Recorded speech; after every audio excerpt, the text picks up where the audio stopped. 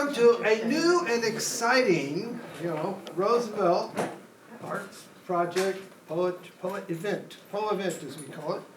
Okay, so we have here, first of all, we got Blake.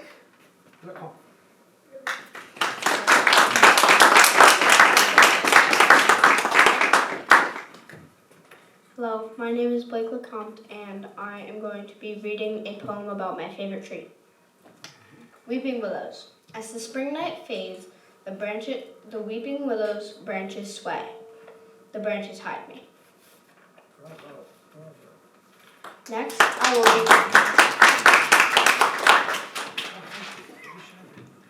I will be reading a poem about my new cat, My Truffle. Out of the woods she sadly crept. She looked as if she hadn't slept. As she slowly approached, I saw her body was as thin as a twig. Though she was terrified, her personality was as sweet as a fig. I quickly scooped her up and brought her into my house. She trembled like an anxious little mouse. As the days passed by, I earned her trust. As her body strengthened, a visit to our vet was a must. As of today, she is learning how to play. Instead of protecting herself, she can sleep all day. More food and a dedicated area in our house. We made quite the shuffle. For our new addition, we named her Truffle.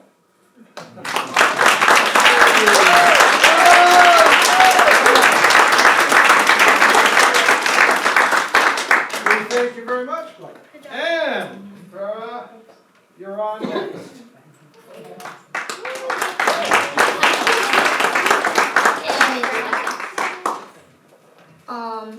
I'm Farah, and I'm going to be reading a poem about a pine tree.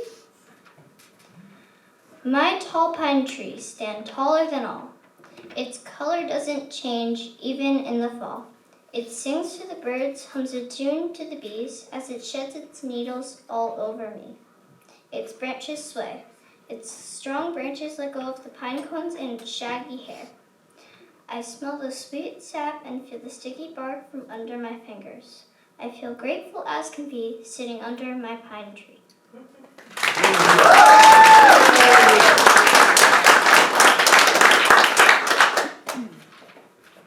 Next, I will be reading a poem about my dog, Cadence. Lying on the ground, watching chipmunks scurry by, my awesome canine.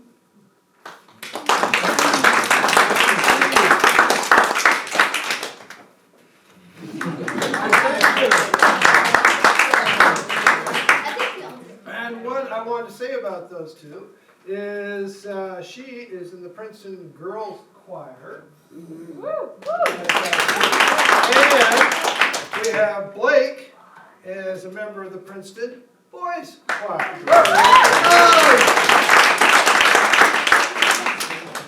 Okay, now we have Delaney, and she is a 5th grader, soon to graduate.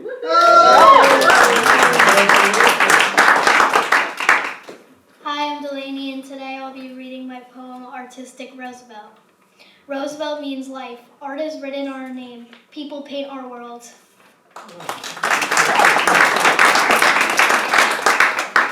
Our clean green earth. Our earth is very important to us. It helps us breathe and see. Let's learn together how to reduce, reuse, and recycle so we can keep our planet clean. Let's not litter like a dirty critter or dock disposal in the deep blue sea. We don't want commotion in the ocean, so let's not make a bad motion. Habitats are being destroyed and hopeless animals have no home. We can protect our animal by recycling trash. The ocean might be dirty, but we can change that, though we might need a few clones. Let's protect our planet and reduce, reuse, and recycle, and we can play with our precious planet.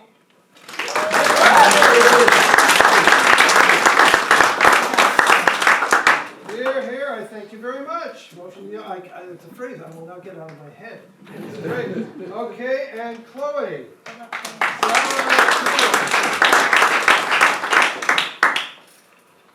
I'm Chloe, and today I'm going to be reading my dog, my little furry. He goes bark, bark all the time with his little small paws.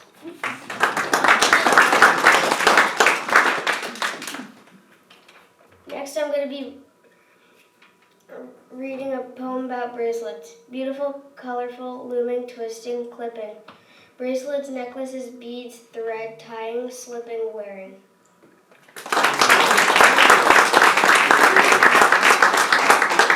Thank you very much. And as a matter of fact, Chloe makes these it's a big deal, homemade bracelets she makes, okay? And then Melanie. Okay. Let's see, oh, that's all. Wonderful, sorry. But it was wonderful for you to bring the kids to read and that we could start this whole thing off in real style and drama to have them read. This is great. And again, I thank Larissa. So, the first up here is the micrologues by Judith and Kevin. And she'll tell you what a microlog is more than I do. Okay. First of all, I'd like to thank Blake, Sarah, Chloe, and Lena again. That was wonderful and a very hard act to follow, but we'll do our best.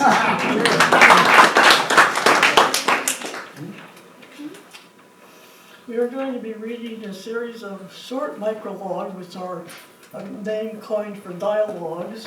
And my readers I'd like to introduce are Judith Getzman, Kevin McNally, Robert Axel, who I'm very honored to say is a member of the Screen Actors Guild, and we have the honor of him reading with us today. Robert, thank you. And yours truly, Judith McNally. The first dialogue we'll be reading with Judith Getzman. It's called The Moving. But somebody else is reading too.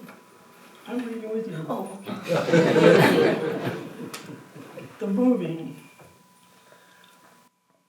A friend of ours in New York is getting married. Are you going to the wedding? No, it's in Bangkok. Who's in Bangkok? The bride. A true long-distance relationship. How long have they been together?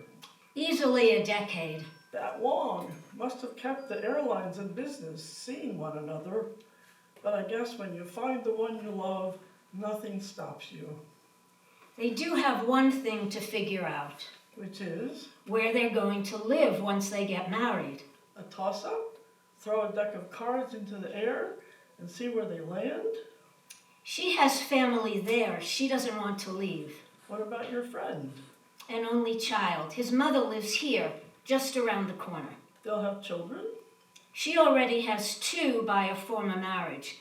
It's his first marriage, but he's 65. Old to be chasing a toddler. I don't think he wants any. Then it will be pure love for one another, smitten thousands of miles and an ocean away. How did they ever meet in the first place? He was a consultant for housing there. She ran the apartment building he stayed in. I'm told it was love at first sight for both of them. Something has to give. They can't keep commuting forever, or can they? That remains to be seen. Marriage is a pretty strong bond. Once he puts the ring on her finger, who knows how the story might change. I was once in love with a man on the other side of the country. At the time, I was living in Portland, Oregon. Sam, your husband? Yes, What happened when you met him? I moved east the very next day. And the next one is called Life, and I'll be reading with Robert Axel. And this one is so short that if you blink, you might miss it. Life. Well, doctor, I see by the clock that my therapy session for today is almost over. But I do have one more question. Yes? I know the old saying, when life gives you lemons, make lemonade. Is that a question? No. My question is, what do you do when life gives you onions? Call me.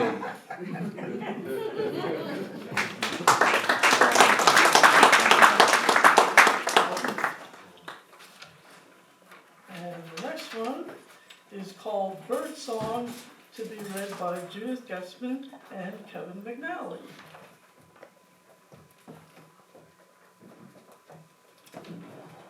This afternoon, while I was taking a walk, I heard bird songs, so gentle and sweet. Today? And it's early yet.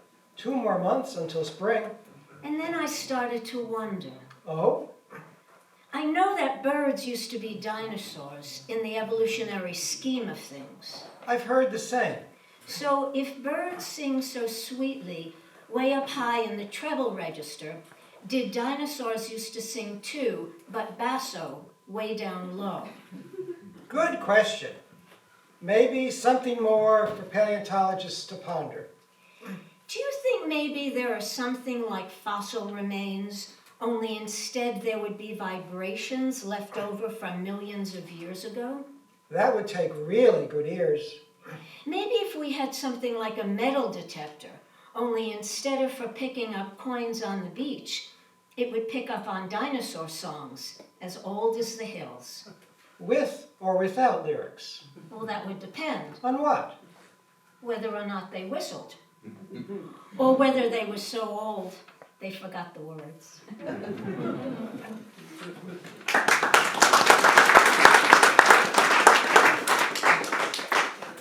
You can stay right where you are. The next one, also to be read by Kevin and Judith O'Keefe. You left, Good. but you came back. I'm back. Good. Got out of order here. All right. I'm first on this one. Oxygen. Know what it feels like when a big worry has been lifted off your back? It feels like the wind has just carried you along for a ride. You do look relieved. Now I can get on with the rest of the things I've been meaning to do. But when the ride with the wind is over and it lets you back down, where do you land? In a grassy knoll, an enchanted forest, resplendent with elves. On Tuesdays? 24/7. Because my piano lessons are on Tuesdays, and I wouldn't want to miss out. Oh, so you're carrying a load around too? You didn't let on. Sometimes you don't know who you can unload to. The other person might be shouldering a lot too, like you were. So thoughtful of you. It's true. Sometimes you don't know who's up to hearing the heavy stuff. And then sometimes you can carry a load around for so long that it suddenly flares up in the other person's face. You can talk to me now about anything. Good to know. Is there something you want to unload to me right now? No, I want to let it out gradually, with my own large breath of relief. I understand. When the load is too heavy, let the music of the wind carry you, one note at a time.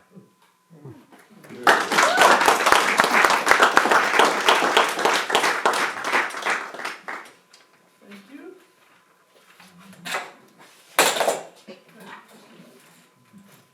And next we'll be reading The Seashell with Robert Axel and myself.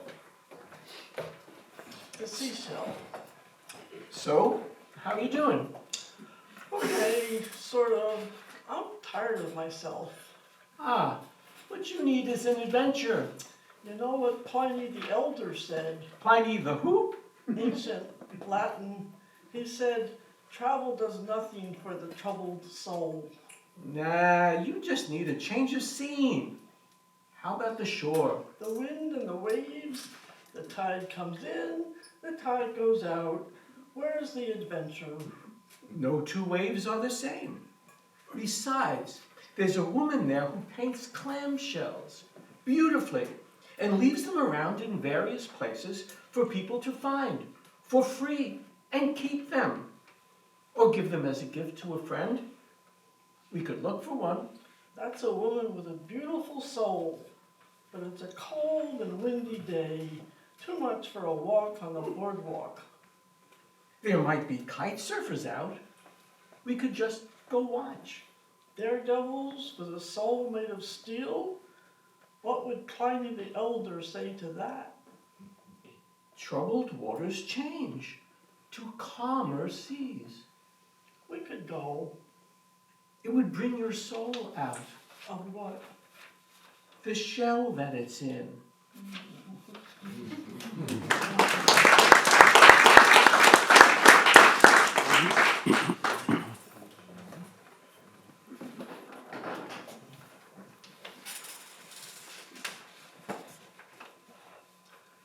the next one will be called Tree Talk, read by Kevin and Judith G. Hi, how's it going? Oh, I don't know. Just one of those days when I don't have anything specific planned and don't quite know what to do with myself. Want to go for a walk? We could commune with the trees and see what's doing with them.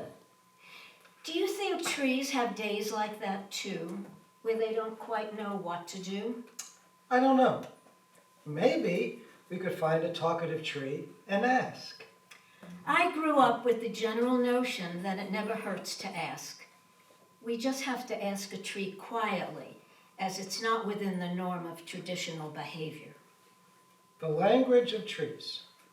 Do maples speak a different dialect than oaks? We could ask. It's a question of who speaks whose language. Do we learn the language of trees, or do they learn to speak in ours? Or maybe we need a go-between, a simultaneous translator who speaks both. Who would that be? A worthy lifetime endeavor. No one I know. Nor I. But come to think of it, I once heard of ancient soothsayers who could hear the whispers of trees. And what were they saying? The trees, I mean. Nothing on record. We'd have to travel back eons ago and ask. A whispering tree. I've heard of weeping willows. What do they weep about? What does anyone weep about? The loss of love in whatever form it takes. Yes. And I'll take you up now on your offer to go for a walk. Good. And if we stop on the way to talk to a tree, we can always look like we're admiring the bark, or a bird on a branch, or the wind on the leaves. That keeps us all just moving along.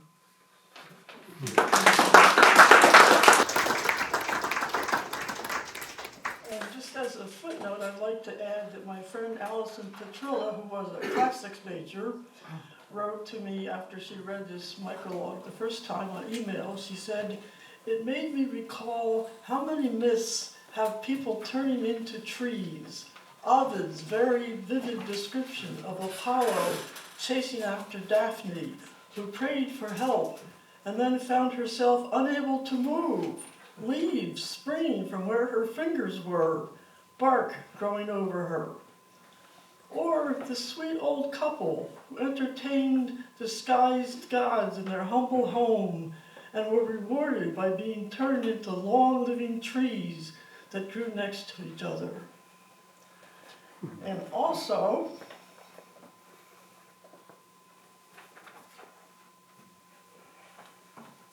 this is a surprise. In a moment of amazing serendipity, the same day that Robert Axel first read that Tree Talk micrologue over email, he looked out the window the same day and saw his grandson, Braden Axel, looking very intently at a knot in a tree.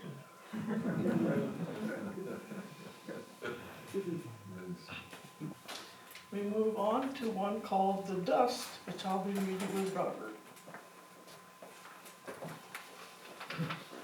So, what's new and interesting in your life? Well, the other day, I met a woman who thinks she was a Neanderthal shaman in a past life. That's way far back. I know, but she sounded very sure. What does a Neanderthal shaman do? She said she heals in her past life with leaves covering a wound, and the leaves somehow penetrate right through the skin to the bone. Leaves? What kind? She said it was sassafras, and then she speaks softly, like a chant, as if the wind could blow in with its own healing ways. What words? There was a Neanderthal language she spoke back then too?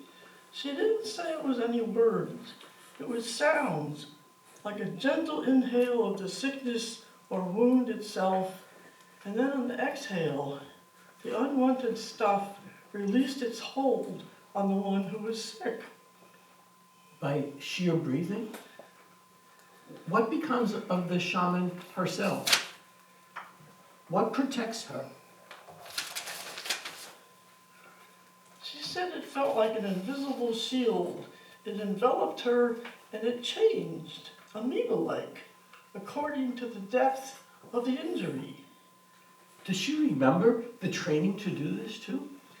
She said she remembered a boulder falling loose from a mountainside and nearly crushing her. Then it was as if she lay dead, alone, out picking berries. And when she came to, she said to herself, I can still hear the wind, so I must still be alive. And a while later, she was able to do the healing for others in the tribe. Imagine an entire changeover in healthcare. No forms to fill out, no insurance claims, healthcare for all. Yes. And what does she do now, in the present? Did she say? Now? Did she say? She sells vacuum cleaners. She even enjoys it. She likes to clear the air of dust to help people breathe.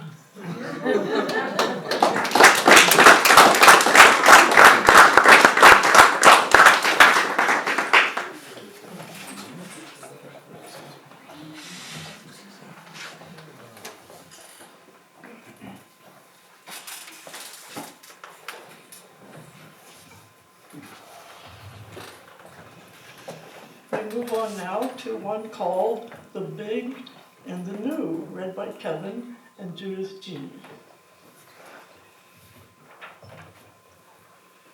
What are you doing with yourself today? I have no idea. Well, that's a start. I think I'll go back to sleep. An even better idea. What about yourself? What are you doing? Oh, I've been reading about the Ecozoic era, Meaning what? the next major epoch on Earth. Ecozoic, as in Earth itself being the center of all existence, instead of the individual ego. That's asking a lot. For people to give up thinking mainly about themselves. Yeah, I should probably shop less. I order more than I need online. It's not as if I don't have enough clothes to cover my body. that's the microscopic view, but it's a start. What about you? Where would you start? Oh, I don't know. Maybe drive around the countryside less, just to get out of the house. Unnecessary fuel consumption. But I do get antsy, and I'm retired, and it's what I always wanted to do, wanted to have the time to do. Puts us both in a bit of a bind. What are we supposed to start for this new era? What did you call it again? Ecozoic. Ecozoic. What are we supposed to be doing to help? Spreading love. That's all I can think of at the moment. Love for each other, for the planet, for, I don't know, a whole new way of life. Don't people like to have role models to follow? Except for people who like to go their own way and be neither follower nor leader. This was supposed to be the melting pot. The USA, I mean. I remember that from high school. And now the entire world needs to be one gigantic melting pot? Is that it? Sounds good. Know any potters? I do. Why? To make one enormous pot, big enough to hold all of us, our hearts, carrots, the whales of the oceans, caves, too much to think about. I think that's the whole point. What is? Start thinking. Big.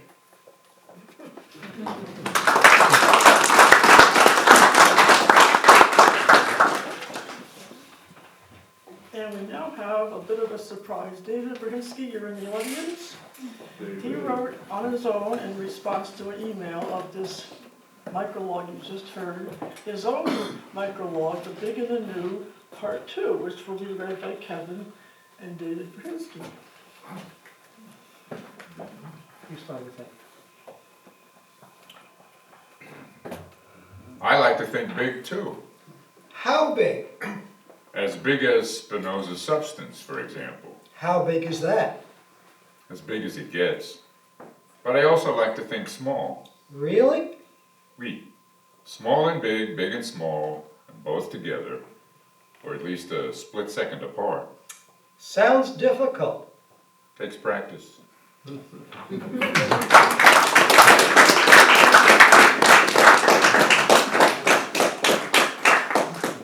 And also, as a second PS, I'd like to share with you Al Hepner's response. He actually looked up in the dictionary for the definition of ecozoic, and it means the era of the house of living beings. I'll say it again. The era of the house of living beings. Thank you, Al.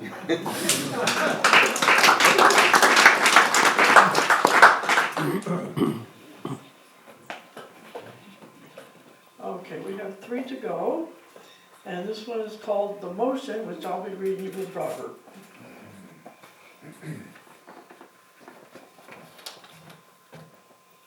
The motion. I've been trying to think of all of the people I'd like to thank in my life, and the list is very long. Good. Doctors, friends, professors, the post office workers, the waiter who made lunch yesterday such a pleasure, and you on top of the list, of course. I think you were supposed to include parents on that list. Oh, I forgot. That says a lot. Some things and people it's easy to take for granted. They're high on the list, of course, along with some earlier teachers, good neighbors, even the kids of some of my friends who amaze me with their maturity and wisdom. Do you ever wish you were 20 again and know what you know now? 20. I shudder to think of it. Live and learn, as the saying goes. Sometimes I feel like I learn from everybody, and I wonder if it works both ways. We don't live in a society that nurtures expressing that kind of thing. It's more like every man or woman out for themselves. But wouldn't it be nice to be able to thank people for their very being? Like telling a gas station attendant that he made your day just by his nice smile when he handed you the receipt? It would slow things down. To take the time to say those things to people, you'd have to change the pace of an entire society. We could start. You'd have to do it so that people don't think you're making a pass at them. Or being overly friendly. So many hurdles to trying to do something to help. I say, save the hurdles for track and field meets and let a new world begin. But runners practice a lot to be able to clear all the hurdles at a track meet and at top speed too. Then I vote for a life in slow motion. And I second the motion. Tell you what, What? next time you get gas, unless it's out of state, just tip your hat and smile. The attendant will get the idea. As long as there's no one right behind me honking full blast for me to move on and get out of their way. The motion is passed.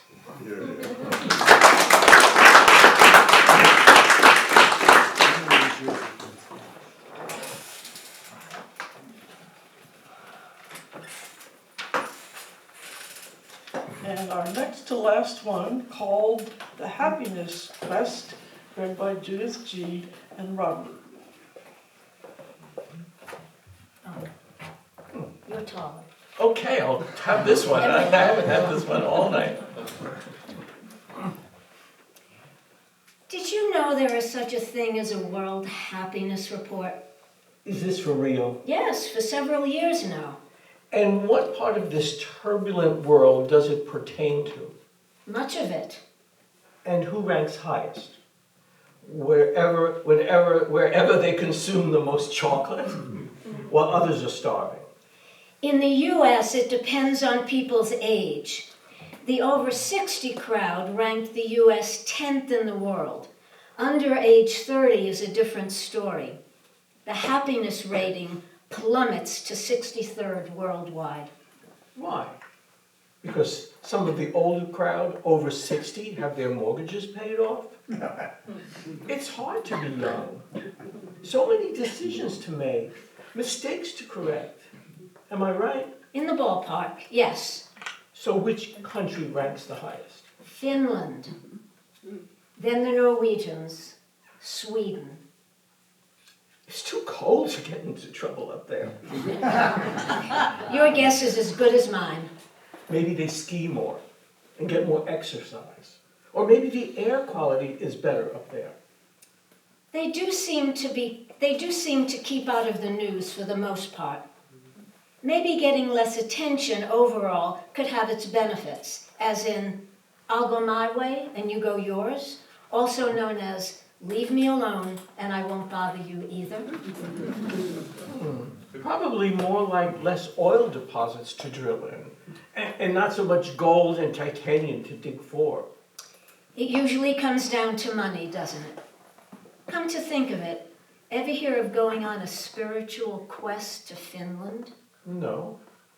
But what better place for peace of mind, wholeness of spirit, and love of one's fellow human beings, not to mention the earth itself. Want to go? Yeah, as soon as I finish lunch.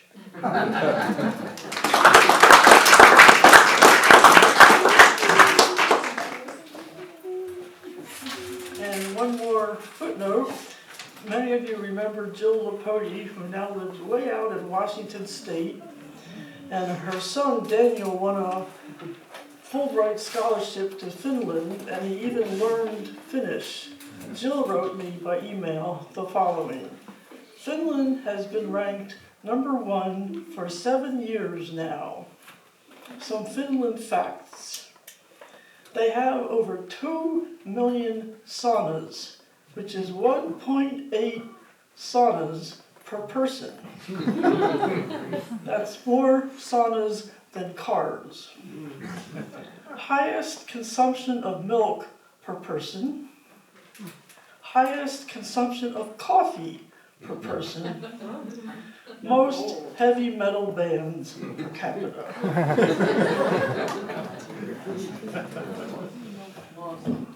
So the secret is drinking cappuccino while you listen to heavy metal? All right. Okay. Here. Okay. We closed our segment of the program with a micrologue called The View, which I will be reading with Kevin. The View. What are you doing lately? Learning to be patient. I meant like concrete activity. Learning patience. That's my new activity. How so? I wait for flowers to open. I see a bird on a branch and wait for it to chirp. You're kidding. No, I'm not. I'm working up to being patient with other people. Like with someone who takes too much time at the drive-up window at the pharmacy. Other people? That's the hardest of all. I know. That's why I'm working on it. Doesn't something else come first? Like what? Like being patient with yourself? Oh, that's so far out of reach. I can't even begin to know where to start. Like reaching for the highest apple on the tree without a ladder. Ladders aren't that hard to come by. In fact, I have one I don't use, if you'd like to borrow it. How many rungs? I never counted. Life is too short to count rungs on a ladder. It would take too much patience. See what I mean? What? It could be beautiful. Counting the rungs. The first rung. Just starting out in life without a clue as to how to proceed. Then the second rung. When you get inklings of maybe how to live a life. Or at least begin to look around and find someone good to model yourself after for a while until you get to the third rung and then start to think for yourself. Even if no one else is traveling the same path. And then... Okay, the fourth rung. That's for not looking back so you don't fall down into the past and make the same mistakes all over again. You get the general idea, yes. And the fifth rung, What's that for? That's for patience. Patience. Yes, while you figure out how in the world to make sense of rung number 6. This, I take it, is for what's known as the sixth sense? Then the 7th, otherwise known as heaven on earth. Come to think of it, I can picture my ladder now, and it does have 8 rungs. That's the very top one. What do you do when you get to the top? Simple. Oh? What then? What then? You just enjoy the view. 360 degrees all around you, above and below, and ever so deep within.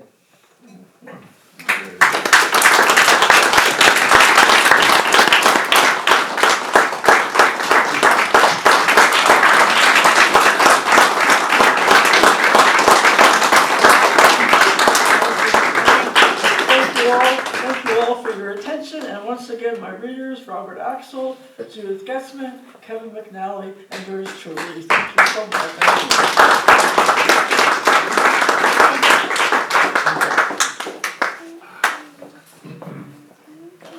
Always love to hear the micrologues, and just think about it. That's a genre that did not exist before. Judith created the micrologue, okay? So I think that's what's happening. So this is the poem. It's called Passed by a Truck on the New Jersey Turnpike One Night in the Rain. Okay, this is reality here. Dark hulk flows, its bulk looms leaped in capes of rain. Its tail-light eyes of brooding red awaken thoughts I wish were dead, your neon gaze again. The truck's dark wheels cast streaming reels of mist against the pane. My feet jerk up in deadly fear. I cringe and wobble as I steer and squint across the lane and blindly sight the ruby lights defining through the weary nights, a barred box driving far. And at my slower, creeping speed, I watch those blinking jewels recede and wonder where you are. Thank you.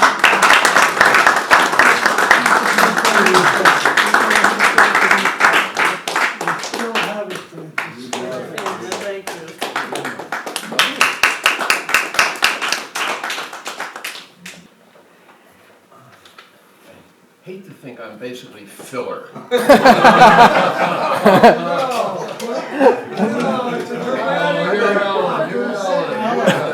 What do you mean by basically?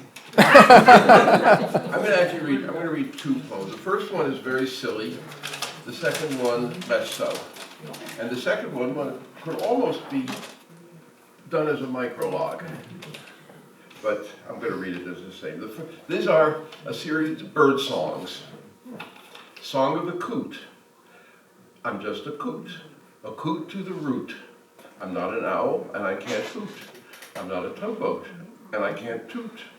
And don't give me no truck about being a duck. Because I ain't gonna look. All I can do is go uck, uck, uck. Song of the titmouse. I am a tufted titmouse. I have a little house. And all the other titmice think it's very nice.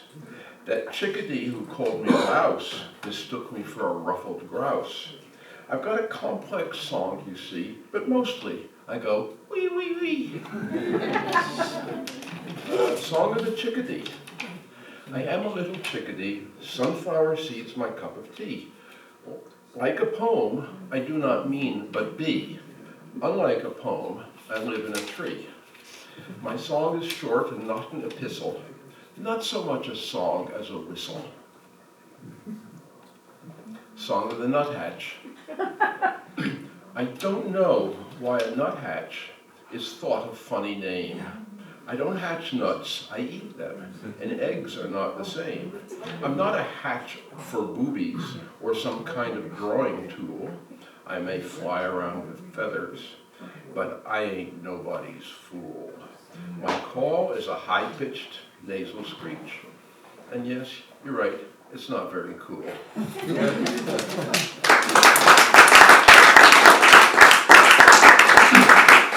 Those you might call, the technical term for poems like that is doggerel. I think that's actually birderel, rather than doggerel. But this is a somewhat more serious, but not entirely, poem. And this is called Eden After the Fall. And if you remember in the book of Genesis, after God ordered Adam and Eve out of the garden, he then said, "And at the east of the Garden of Eden, he placed a cherubim and a flaming sword that turned every way to guard the way to the tree of life." Act 1. 1 week later. "I miss them," said an angel. "The animals miss them." "Are you questioning me?" said the Lord. "No, but I miss them. It's so quiet without them." "Mind your own business," said the Lord. 2 weeks later. "Aren't you going to give the cherubim a break?" said the angel.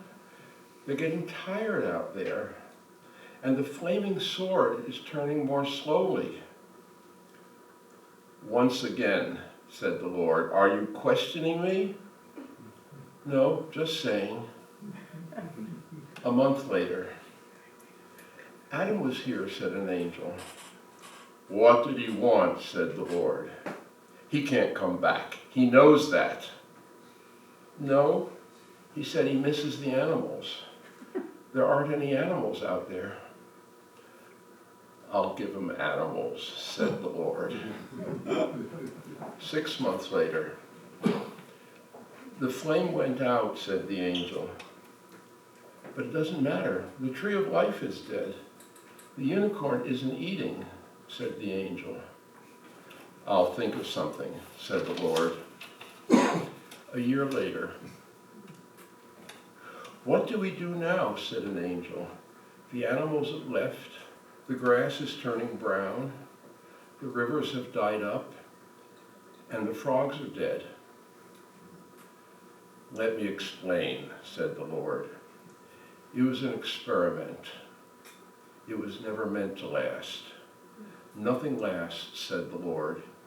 "Even I someday will go. As to Adam and Eve, I wish them well."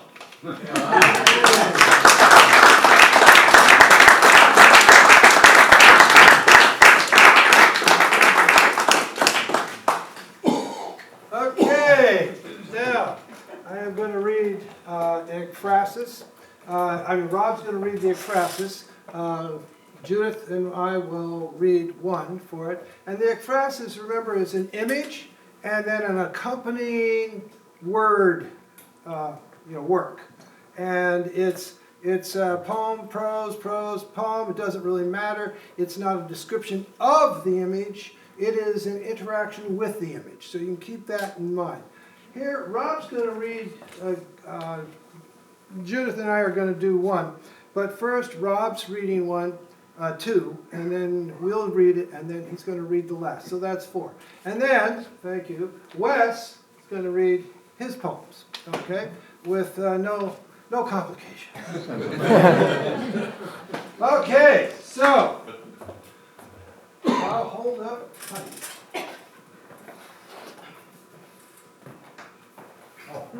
And these conversations are all David's works.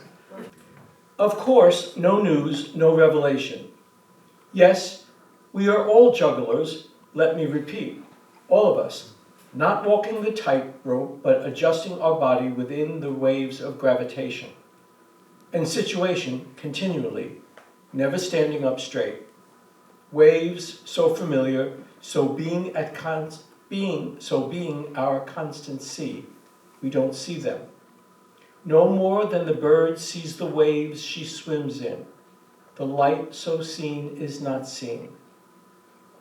Take them for granted, yet pretending we find balance within this life. Oh, the joy, our hands celebrating, having sacrificed 2 finger joints and been rewarded, hands that mock gravitation, juggling balls that constantly seek the earth. The ever-calculator prize in our gut, able to measure infinity, denying the sign of some invented God, record what our new eyes of geometry see within our soul turning. We so ecstatic our sex sheds its legs, exposes naked electric charge, spring popping from our head in pure climax of joy.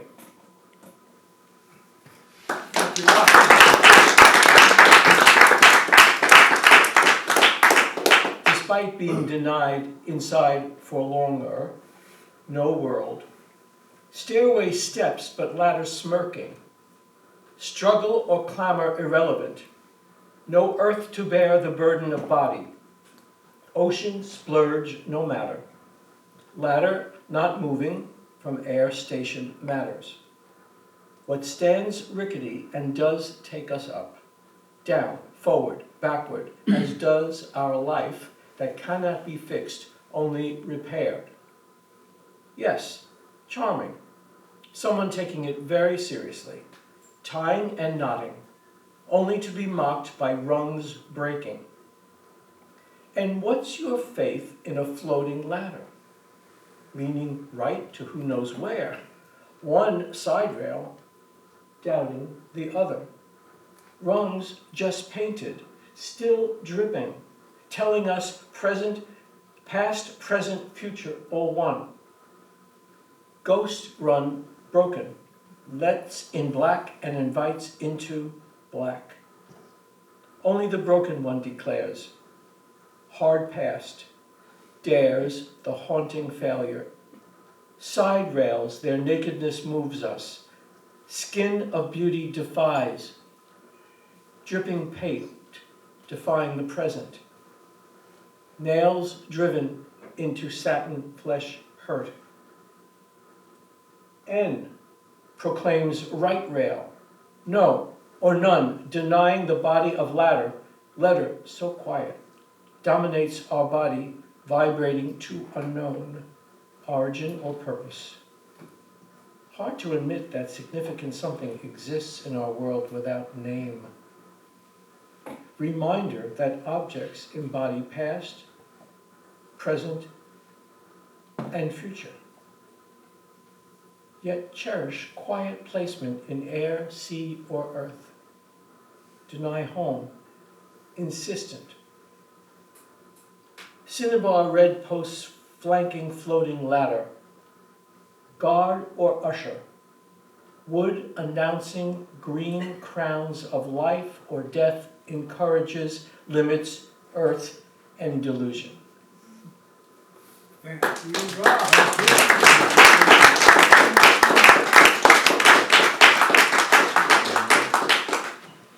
Okay, Judith? Yeah, thank you so much. Okay. Serpent, which you saw here, it was in a show. And of course, this is by, Jay Goldwater. I hadn't met him before, but Teresa Sick, you know her, I'm sure too. And Judith, bless you, said she was a little closer here.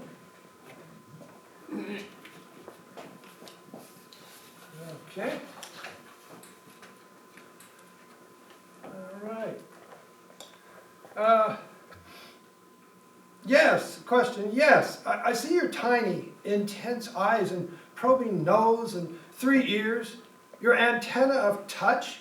But what do you do with your perforated wings?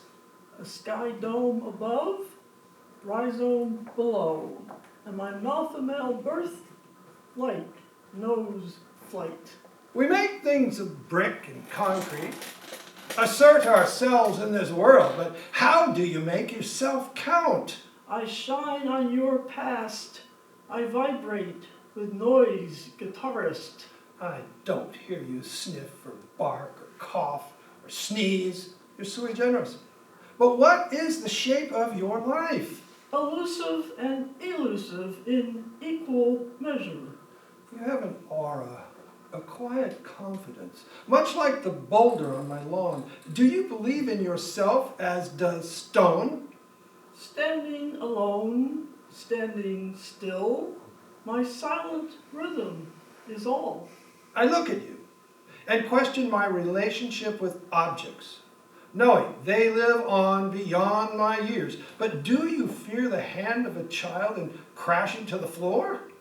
Even bat knows that it's held in the left hand of darkness. Mine is past and future, yours in the ever-present tense. So do you not feel the wind of time on your wings? I am the being of form and emptiness, not finding truth, but making it. Do you feel the nothingness within you and the emptiness of the universe? So search for meaning within your being. Like the steel cable fan bridge, I am necessary presence. I am a messy bundle of memories and expectations, making myself from myth. What do you say of yourself in this answerless world of contradictions? Like my brother AI, simply be and invisibly sigh. You seem to be intimate friend of the emptiness around you. Do you harbor that within you or within the world, pretending that it's infinite? Moving beyond description, equation, fact, I am forever myself empty or filled. Thank you.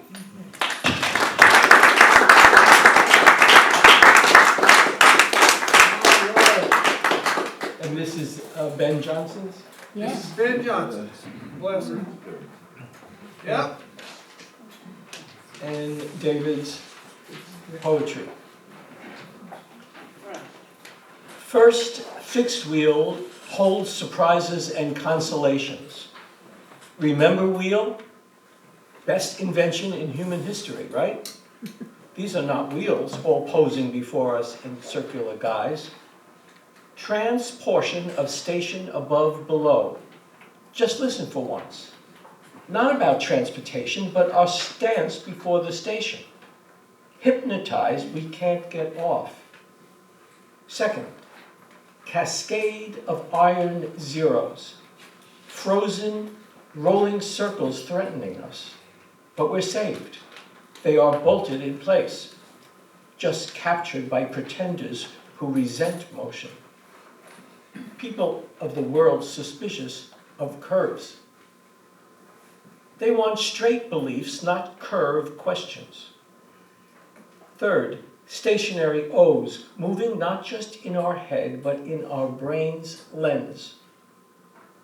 This parade of the chosen one in Alphabet City, celebrating and fixating, bragging they will roll again. Yes, we're helpless before unmoving iron motion. Fourth, infinite. We cry for your curves in twilight. Stationary rolling.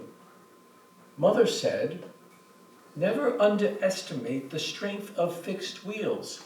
Bully zeros, abstract O's. Such be our questioning and questioned lives.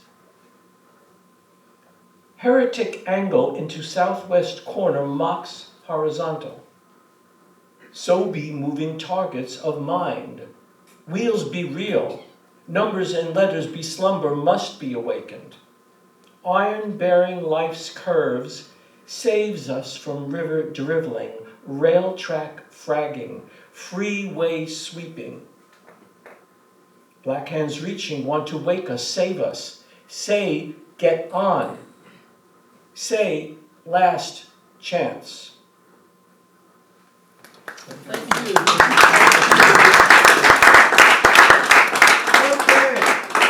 I heard a lot of my voice tonight.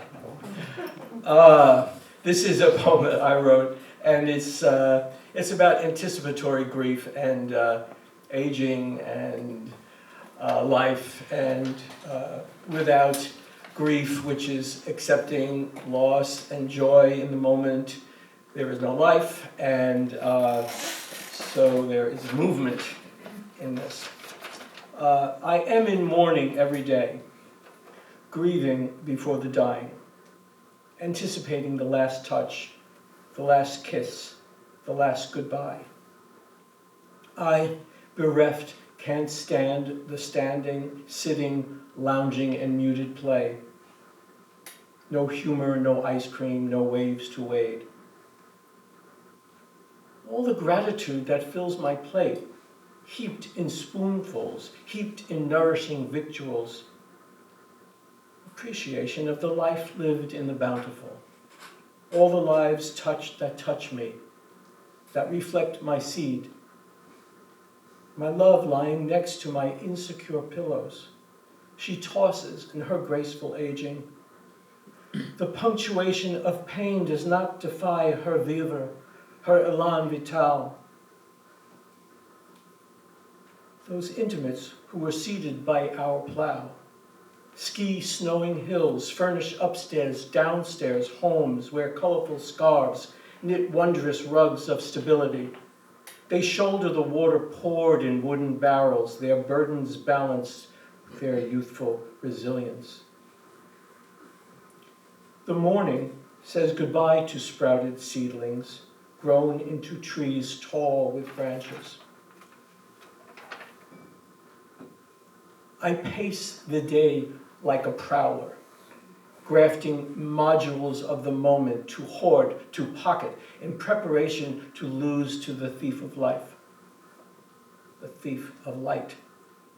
The decades tumble down my upstairs down, the holding close, losing grip. The decades tell me to count on hope. This grief is on the table of plenty. Stored videos of a life well lived, stuffed albums of smiling moments. Inevitable mourning impales my spirit, my thirst for creative brushstrokes across the canvas, my phrases yet to spray the page, my sense memory ensconced in a play rehearsal. Anticipated grief is the cat burglar mounting my vinyl siding, permeating my dwelling, stealing my eyes. The nighttime punctuates the conclusion. I lay contemptuous of sleep to prolong the light. No, I taunt the darkness lest I slip away. No, I'll not say goodbye while still on shore. The ship is not yet sailing, the tickets unsold. There is the land I stand on, rock solid, yet slippery as the ice-capped snow. Thank you.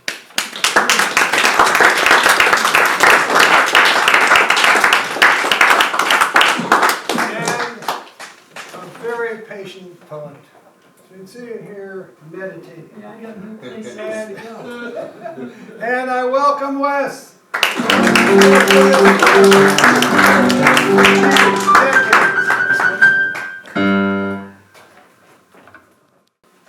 Hi. Fog. You see it in the movies, usually at night and thick as soup, moving menacingly, or as Carl saw it, nimbly on little cat feet. The fog I love descends like a cloud. You can feel its moistness as you steer between streets, or trees, or doorways. It's definitely horror stuff. Better to be inside with a book than navigating that gray stasis. A haunting erasure of color and shape. A blurred version of what's always brewing there on some molecular level. That mind game of now you see it, and now you actually can't recall whether it was a particle or a wave.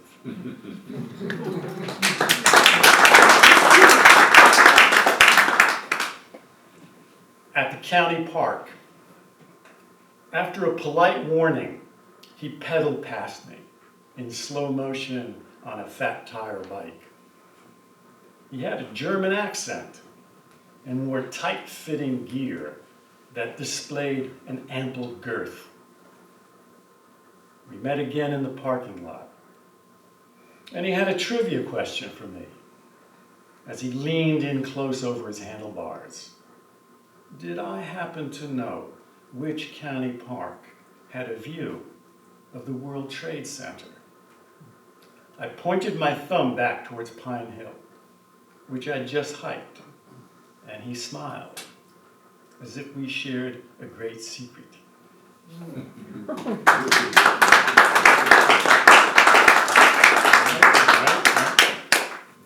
The trouble with marginalia. Everybody hear me back there? Yes. Yeah. When's the last time you underlined something in a book? Maybe because it resonated like some personal beef or an oracular insight. It appears that words are not all what they seem to be, but some other kind of triggering disbelief, taking you back to grade school when everything was elemental and the world was not your oyster.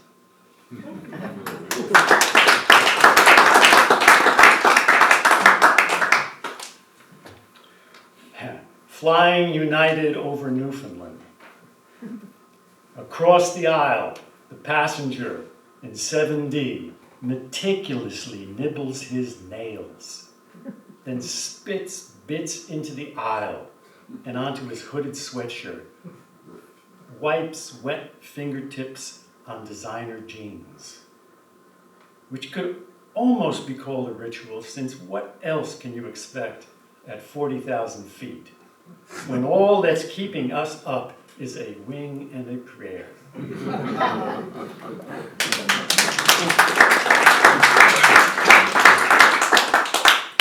Anybody out here read science fiction? Or used to read science fiction? Okay. On science fiction. I never messed with Terra. Knew my place in the exoplasm. Knew where I was in the solar system. Read the required texts and faked the rest. But now, after decades of transactional narratives, I've reached a dead end, a cul-de-sac, like a Scrabble bag of subatomic particles, taking it all back to that last lost impulse. I don't even know what that means. All right, I'll stick in a grandparent poem here. We're still visitors, not yet blended into the daily rituals that fill and define their days. When we show up, most of the heavy lifting's done, or else about to happen, and we're ill-equipped to handle their established routine, which sounds like an excuse, but there's a rhythm to parenting that grandparents forget.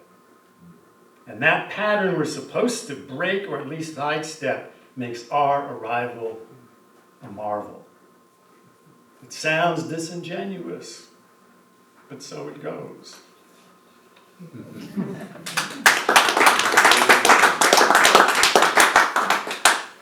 right. This is called Vermont Digressions, and it's in 5 short pieces. Driving into Ludlow, talking about downsides. The Black River is a roadside blur. 2, recall buying furs and woolens and Stengel glassware between seasons. 3, what I don't like is the mayo. That's Belgian style, so we order pasta. 4, visiting Artie's grave in the upper pasture. Stone walls climb alongside us. 5, co-ops thrive as long as there are those who need a membership to excuse their footprint. And I'm going to end with 3 dusk poems. dusk paranoia. Planes fly by like UFOs. Bright, steady lights aiming at your home for the secrets you've kept that are not secret anymore. Check where the cats are at, just in case they're part of this operation. If they're dozing, it could be a bluff. Look out all the windows. Listen for the overhead thrum.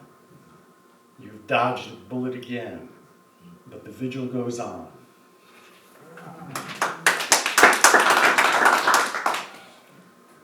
Flight paths.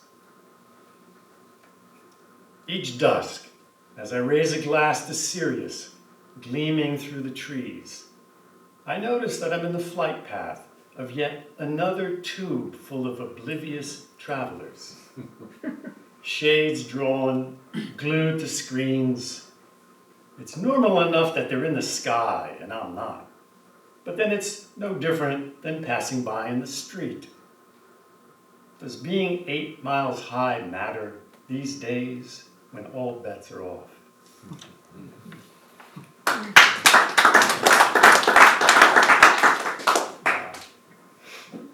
Another sunset. Like origami cranes recycling dust that somehow woke. Admiring a cycle that has no identity but its ongoing glow. Always setting somewhere, no matter who's watching. Thanks.